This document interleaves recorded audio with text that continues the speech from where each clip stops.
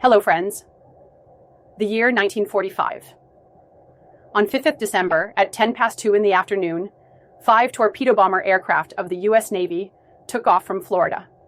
This mission was called Flight 19. It was a 3-hour-long routine training mission. It wasn't anything special. They were simply flying to conduct their regular training missions. There were 14 crew members on the flight, led by their flight leader, a highly experienced pilot and war veteran. These 5 planes flew east from Florida. Everything was normal, the weather was clear, but about 2 hours after the takeoff, their squadron leader reported that there were sudden problems in their compass. Their compass stopped working. They take out their backup compass, but the backup compass failed too. They can't determine their actual position. They ask the pilots of the other planes, but their instruments were malfunctioning too. Lt. Charles Carroll Taylor was the squadron leader. After the compass broke down, utterly confusing messages were sent over radio transmission. The weather starts worsening. At 4:56 in the evening, Taylor believes that their planes were flying over the Gulf of Mexico, and that they needed to fly east to get back to Florida. So he commanded the rest of the planes to fly east. But some of the crew aboard the flight believed that they were already flying east of Florida, and that they needed to fly westwards. Right after this order, one of those planes sent a radio transmission saying, "It shows that some of the crew members believed that they had to fly westwards to get back home." But the weather continues to worsen. It's soon sunset, and then the darkness of night. At this point, it is believed that the planes were actually 370 kilometers east of Florida. At 7:04 p.m., we get the last radio transmission from Taylor. After this, all 5 planes are lost forever. Till date, we have no clue about these planes. Where are they? What happened to them? After the disappearance of Flight 19, a search and rescue Mariner aircraft took off with a crew of 13 people. They were on the mission to find Flight 19. But while looking for them, they too disappear. First, 14 people of Flight 19 disappeared, and then 13 people of the Mariner search and rescue aircraft. For days after this, a large-scale air and sea search operation was carried out. One of the largest search operations of the time to look for both of these flights. But they could find nothing. Neither do they find a body of any person, nor any part of the aircraft. Everything had disappeared. Interestingly, the area where both planes disappeared, today, we know that area as the Bermuda Triangle. We don't know which way is west. Over the past 50 years, 3,000 ships and 100 planes have gone missing in a mysterious stretch of water in the Atlantic Ocean. Ships have gone missing, planes have gone missing. Known as the Devil's Triangle, a source of intrigue, legend, and fear, this is the Bermuda Triangle. Where is the Bermuda Triangle? The Bermuda Triangle is said to be a very mysterious part of the ocean. There, more than 100 aircraft and ships have disappeared. They were never found again. This area lies between Florida in the USA, Puerto Rico, and the country Bermuda in the north. It makes a triangular area like this. Overall, this area spans more than 500,000 square miles. Tales of the Bermuda Triangle are older than 500 years. In 1492, when Christopher Columbus set out to find the New World, he reported that when he was passing by this area, his compass stopped working. And one night, when he looked at the sky from his ship, he saw a weird light. A strange light that looked like a ball of fire, and he saw that ball of fire fall out of the sky into the ocean. This was the beginning of the mystery. Over the next few eras, several names were given to this area. The Graveyard of the Atlantic, the Sea of Doom, Sargasso Graveyard. These names were used in the 18th and 19th centuries. But the name the Bermuda Triangle was used for the first time in 1964. In a magazine called Argosy, there was an article by Vincent H. Gaddis in 1964 titled "The Deadly Bermuda Triangle." This was the first time the phrase Bermuda Triangle was used. In this article, many disappearances in the Bermuda Triangle over the last several decades were summarized by him. He had tried to link them all, trying to create a mystery, claiming that there is something peculiar in this area of the ocean, because of which so many aircraft and ships disappear. Although there were no explanations in the article as to why it happened. But this made the mystery of the Bermuda Triangle the most popular at the time, so popular that many books were written on it. Many films and computer games were made. There were songs on the Bermuda Triangle too. USS Cyclops Mystery. Talking about some other incidents, there was another horrifying incident in the year 1918. It involved the USS Cyclops, one of the biggest and fastest ships of the U.S. Navy at the time. It was a very important asset for the American Navy, especially when America began taking part in World War I. It was used to transport the troops and coal. On 4th of March 1918, 306 people were aboard the USS Cyclops. From a city near Washington called the West Indies, Baltimore, this ship began its journey towards Brazil. Other than people, this ship was carrying 11,000 tons of manganese. The journey was supposed to take 9 days. Everything was fine with the departure of the ship. The weather was clear. While departing, the ship sent the message. But this message was the last message from this ship. After this ship began its journey, there was no news from it. It had disappeared suddenly. This shocked everyone. One of the biggest ships of the U.S. Navy, a ship this huge, how could it disappear suddenly? Mystery of Ellen Austin. If you think that this incident was mysterious, a more daunting and frightful incident was the Ellen Austin mystery. In the year 1881, a 210 feet long ship, the Ellen Austin. Traveling from London to New York, quite common for the day, many ships undertook this journey at the time.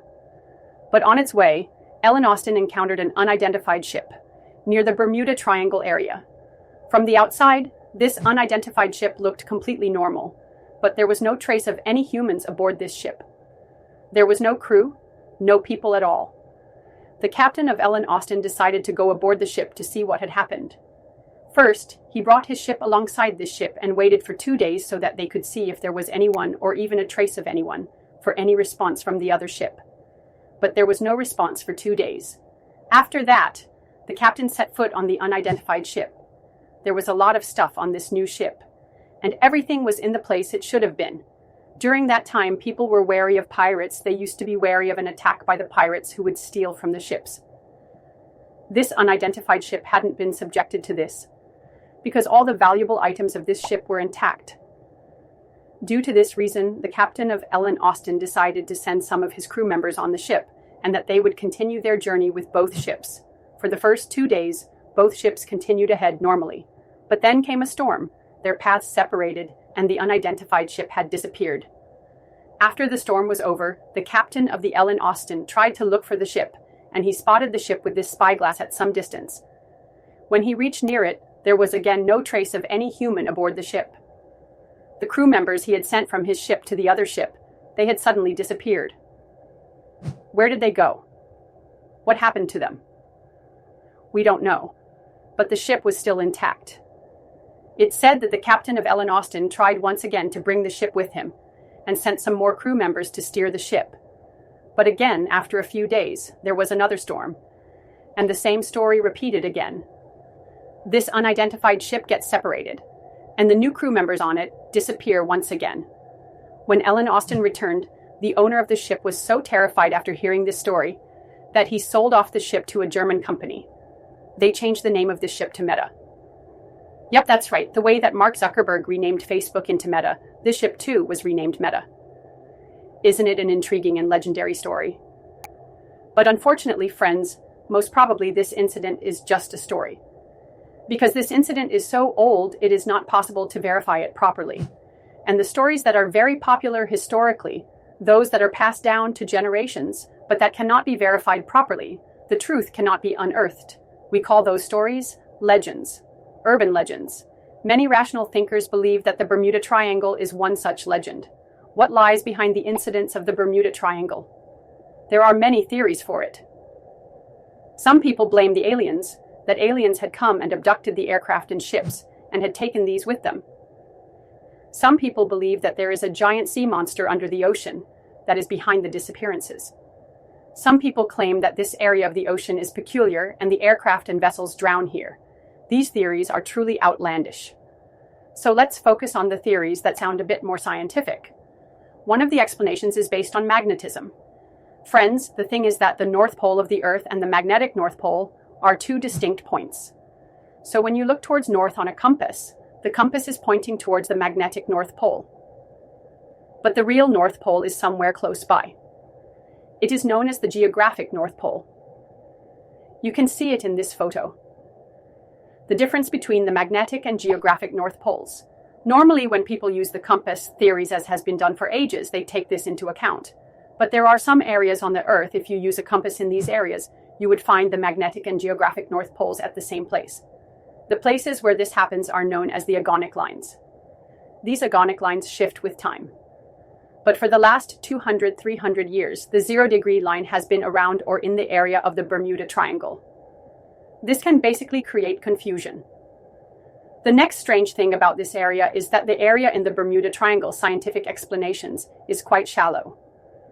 When you look at it on a satellite map, you'd see that the Bahamas, Caribbean islands, they're surrounded by turquoise color all around. This area in the ocean stretches across a long distance with shallow waters. You can see the deep ocean around it is represented in dark blue color, and this area stands out when looked at through a satellite. Because of this, it is said that in the olden days, when the ships came to this area, got stuck here due to shallow waters. Hidden shoals were the points where the land beneath the ocean was quite high. But it was not visible from the ships. When the ships were atop the area, they would get stuck there. The third peculiarity, this area has one of the highest rates of hurricanes in the world. If you rank the countries where most of the hurricanes are seen, China is at number 1, then the USA at number 2, followed by Cuba. Cuba lies in this area. And which state gets the most hurricanes in the USA? Florida. It lies in this area. This area gets hurricanes and water sprouts more frequently. Methane hydrates is the fourth explanation. There are some areas in the ocean that have large fields of methane hydrates. In Australia, scientists had conducted laboratory experiments in which they had found that when there's an exceeding amount of methane bubbles in the water, the density of the water gets lower and the buoyancy of a ship cannot be maintained, and so the ship drowns. It's the same logic as when the salt content of the water is high, the density of water increases, and it becomes easier for things to float, as is the case of the Dead Sea. If you recall, I had made a vlog there. A normal person who would sink into the ocean floats on the Dead Sea because the density of the water is high. The same thing is happening here, in reverse. If there is methane in the water, it is hypothesized.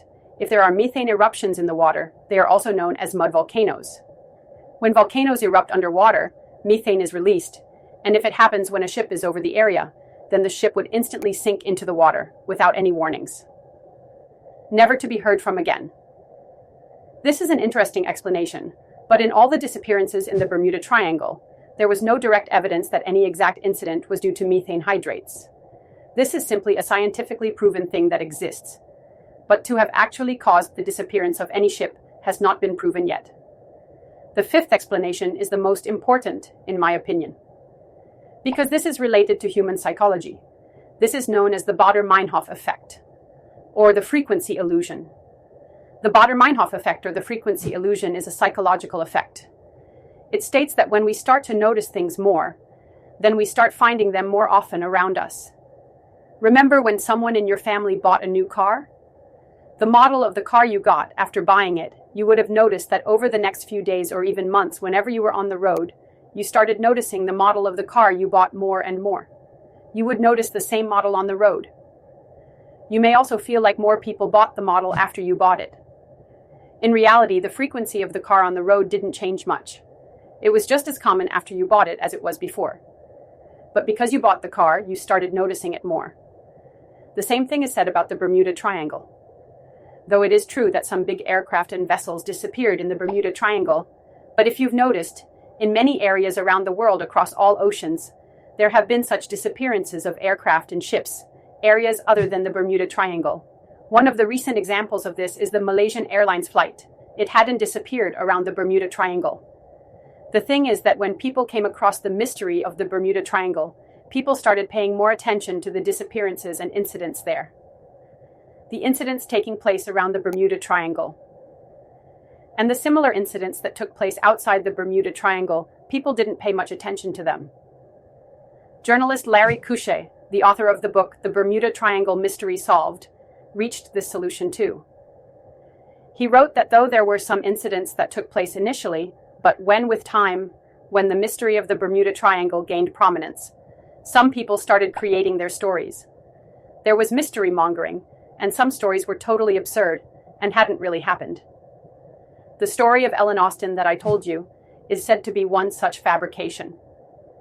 The National Oceanic and Atmospheric Administration of the U.S. state that there's no evidence that the aircraft and ships that disappear in the Bermuda Triangle, the mysterious disappearances in the Bermuda Triangle that we see, no evidence that they occur more frequently in the Bermuda Triangle than compared to any other area of the ocean. It is not so. We see similar mysterious disappearances in the other areas of the oceans as well. The United States Coast Guards have even said that it shows that the Coast Guard of the USA don't even recognize the Bermuda Triangle as a hazardous area.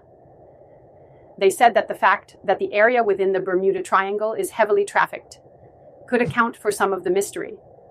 The area of the Bermuda Triangle sees a lot of traffic of ships and aeroplanes. That's why the chances of such incidents happening here increase.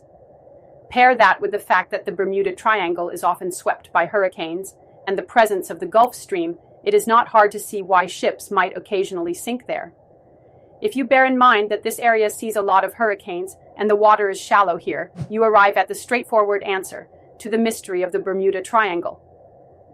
But despite the frequent hurricanes, when WWF had conducted their detailed study in 2013 for the world's 10 most dangerous bodies of water for shipping, in the top 10 most dangerous waters, the Bermuda Triangle area was not on the list. Simply speaking, the mysterious disappearances have nothing to do with the Bermuda Triangle. You might ask now, what was the ball of fire that Christopher Columbus had seen fall into the ocean? There's a simple and scientific answer to it too. Conclusion for this is scientists believe that it was actually a meteor seen by Christopher Columbus. Thank you so much.